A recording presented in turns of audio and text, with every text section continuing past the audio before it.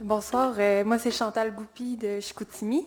Il y a un citoyen avant moi qui a dit que selon lui, selon sa compréhension, il y a 95% des élus qui sont pour les grands projets parce que les conseils ont adopté des résolutions d'appui aux grands projets. Moi, je me demande combien de ces élus-là ont lu les documents d'études d'impact qui sont sortis jusqu'à maintenant. Moi, personnellement, je suis une citoyenne, tu sais, c'est mon passe-temps, si on veut. En tout cas, c'est presque mon plein temps en passe-temps. J'ai lu presque les 5000 pages d'études d'impact d'énergie Saguenay pendant le mois de juin. Puis, j'ai participé à des séances d'information du BAP, j'ai participé à des rencontres de l'Agence canadienne d'évaluation environnementale où il y avait des experts qui pouvaient répondre à nos questions. J'étais présente à tous ces moments-là. J'ai pas vu beaucoup d'élus à ces moments-là. Puis j'ai réalisé des choses. J'ai réalisé premièrement que les experts sur qui vous vous dites que vous allez vous fier dans votre résolution, des fois, ils n'ont même pas la réponse. J'ai été leur poser des questions après avoir lu les documents, puis ils ne pouvaient même pas me répondre, les experts invités. Après ça, j'ai réalisé aussi que les promoteurs, quand ils sont invités à donner de l'information à la population, sont souvent biaisés. Ils essaient de faire passer, de vendre leur projet, puis des fois, ils disent des informations qui se contredisent, puis nous, comme citoyens, on ne sait plus quoi croire, quoi comprendre, comment voir qu'est-ce qu'on a à gagner, qu'est-ce qu'on a à perdre de ces grands projets-là. Moi, je trouve ça vraiment mélangeant. Donc, la proposition qu'il y a eu au début de la séance aujourd'hui, de faire une séance d'information organisée par la Ville de Saguenay, je trouverais ça vraiment intéressant, vraiment rassurant, d'avoir vraiment une vision de qu'est-ce qu'on a à perdre puis qu'est-ce qu'on a à gagner. Justement, quand je lisais les documents, là, il y avait le ministère de l'Économie qui disait que l'étude d'impact d'énergie Saguenay était non recevable en ce moment parce que les retombées économiques pour le Saguenay-Lac-Saint-Jean n'étaient pas claires. Ça disait aussi que Énergie Saguenay allait développer une expertise dans la région, mais qui disait ça en n'étant pas appuyé. Bref, c'est juste des exemples de c'est pas clair, tu sais. On a besoin de plus d'informations. Fait que moi, j'appuie ce qui a été dit au début. Puis ma question, c'est, on a dit que la résolution que vous avez adoptée ce soir, c'était pas la même qui était recommandée par la Commission du développement durable. Je me demandais c'était quoi les différences, qu'est-ce qui a été changé entre l'étape. Est-ce que, M. Armstrong, vous voulez couvrir? Entre autres, il y avait une référence lorsqu'on demande aux promoteurs de développer sur les principes de développement durable, il y avait une référence à une norme BNQ 21000. Pour nous, c'était la problématique de cette façon-là, la recommandation de la commission DD, c'était est-ce que nous, ville, on est outillés? Qu'est-ce que ça veut dire comme ville pour pouvoir justement vérifier tout ça? Donc, vous comprenez qu'on légifère, on passe des résolutions dans le cadre où on a les possibilités de pouvoir la faire respecter. Alors, c'est toutes des choses, pour nous, c'était intéressant de voir les différents critères, les différentes propositions, la réflexion du développement durable, mais dans le cadre de la résolution qu'on voulait voter, c'était dans le cadre d'une orientation où on avait le pouvoir habilitant pour pouvoir la faire respecter. C'est la principale chose qu'on a changée. Monsieur Armstrong, vous pouvez Puis en commenter. complément, en effet, en complément, il y a eu d'autres discussions là, en commission, mais je voulais revenir sur le fait que vous dites que les promoteurs sont souvent biaisés. Il faut faire attention encore là. Les promoteurs se fient sur des études. Ces études-là, vous l'avez très bien fait, vous avez lu ces études d'impact-là, j'en ai pris connaissance. Je n'ai pas encore lu toutes les 4000 pages, mais j'y arriverai très, 5000 quelques. C'est vrai qu'il y en a plus, on prend toutes les études. Je vais y arriver très bientôt. On va continuer à rencontrer de la communauté scientifique. Il y a madame qui s'est proposée, il faut continuer à s'alimenter, mais encore là, il faut user de prudence parce que c'est pas nécessairement vrai que dans toute étude scientifique, il y a un biais. Puis il s'agit de le regarder de façon objective. Donc, encore là, de dire que tous les promoteurs sont biaisés, bémol, puis autres, ou sont fréquemment, comme vous l'avez dit, biaisés, il faut faire attention.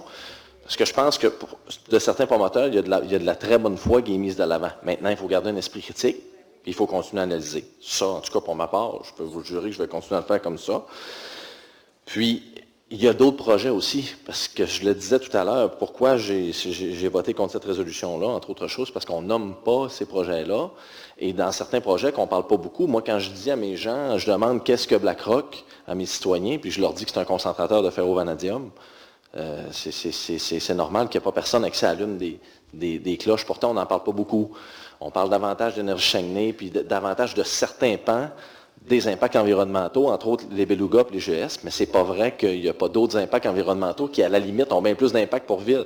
Tout ce qui est la gestion des résidus miniers, la gestion des matières résiduelles, la gestion des eaux, il y a d'autres impacts aussi, dont on ne parle pas beaucoup dans le débat actuel, mais qui sont importantes pour une ville aussi. Donc, je tenais simplement à dire ça. Puis peut-être en complément d'information, c'est important de dire aussi que quand une ville parle, elle parle par résolution. La Ville de Saguenay a parlé aujourd'hui. Donc, moi, j'ai voté, mais maintenant, on va de l'avant, puis la résolution Ville de Saguenay, ce qu'elle a dit, c'est ce qui est inscrit là présentement. Est-ce que c'est Ville de Saguenay qui dit ça ou c'est le conseil municipal de Ville de Saguenay qui dit la résolution? Le conseil, c'est la ville, madame. C'est la même chose, parce que moi, je fais Bien, partie disons- de Ville de Saguenay, puis j'adhère pas Ah, à vous voulez ça. dire à titre de citoyen, mais c'est le conseil que les citoyens de Saguenay ont mis en place et qui doivent, c'est ici que les résolutions se prennent, c'est dans cette instance-ci.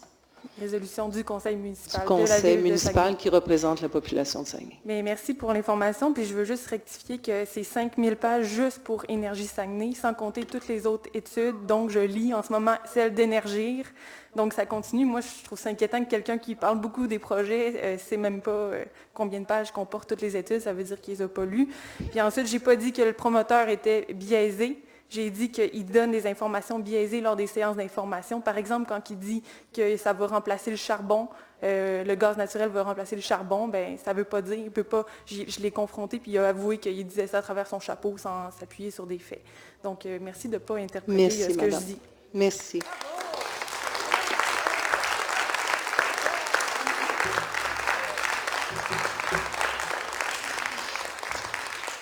Bonsoir. Bonsoir, Adrien Guibert, co-porte-parole de la Coalition Fjord. Qu'est-ce que vous allez faire si la mobilisation augmente comme elle s'enligne pour faire? En ce moment, les associations étudiantes de la région au cégep et à l'université se mobilisent pour l'environnement. Il y a une grève qui est prévue le 27 septembre, il y en a une le 15 avril dernier. On est rendu le collectif de la Bature, le collectif de L'Anse-à-Pelletier, le collectif du Bas-Saguenay, le collectif de Sainte-Rose-du-Nord, le mouvement citoyen littéralement inacceptable à Tadoussac. Il y a aussi dernièrement d'autres associations ou groupes qui ont pris position contre le projet, entre autres la coalition des les conférences régionales, conseils régionaux de l'environnement d'à travers du Québec, les 16 conseillers régionaux ont pris position contre le projet Énergie Saguenay. Des partis politiques prennent position contre le projet Énergie Saguenay.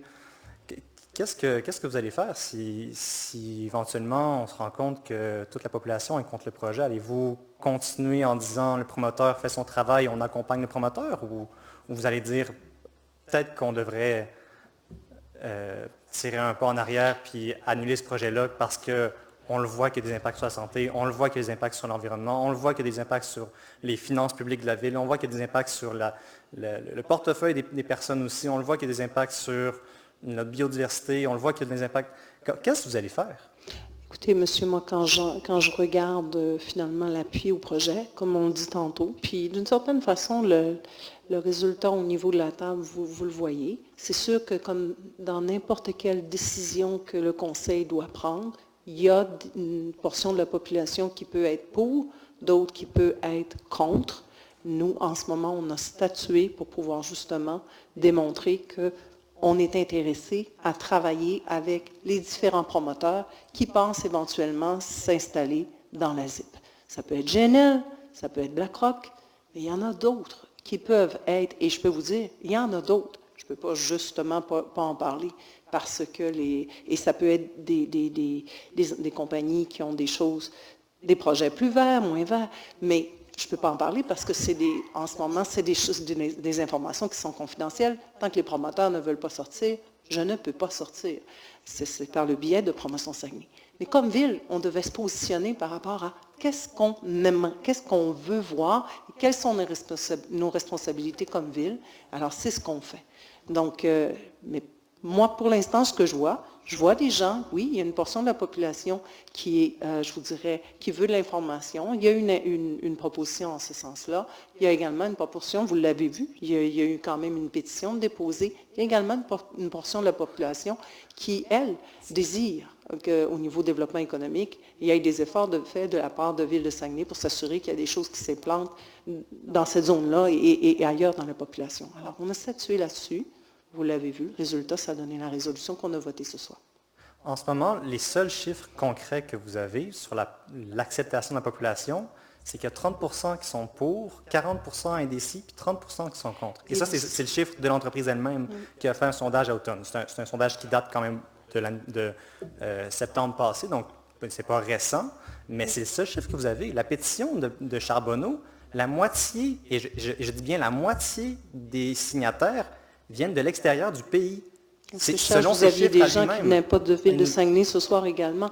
Mais vous comprenez que la moitié de sa pétition vient de l'extérieur du pays. Nous, on a une pétition de 37 000 personnes qui vient du Québec. Oui, il y en a qui viennent de l'extérieur du Saguenay, en effet, mais il y en a aussi une bonne partie qui viennent du Saguenay. Monsieur, je vais vous dire, en ce moment, la réalité, on en a parlé tantôt, M. Armstrong, la réalité au Saguenay, vous l'avez vu à travers les chiffres qui ont passé dans le journal, notre capacité notre pronostic au niveau développement est de 1,3. On est en dessous du reste de la province de Québec. Vous avez un accroissement de seulement 1,3 donc oui, exactement. C'est pas une récession. Vous avez une population qui vieillit. C'est quand même une amélioration des conditions.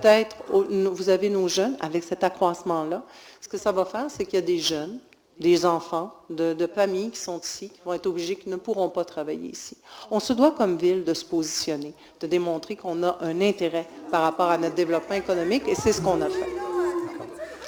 Écoutez, je finirai en disant, je vous ai apporté de la lecture, comme vous m'avez dit que vous aimiez lire, donc j'en ai pour tous les conseillers.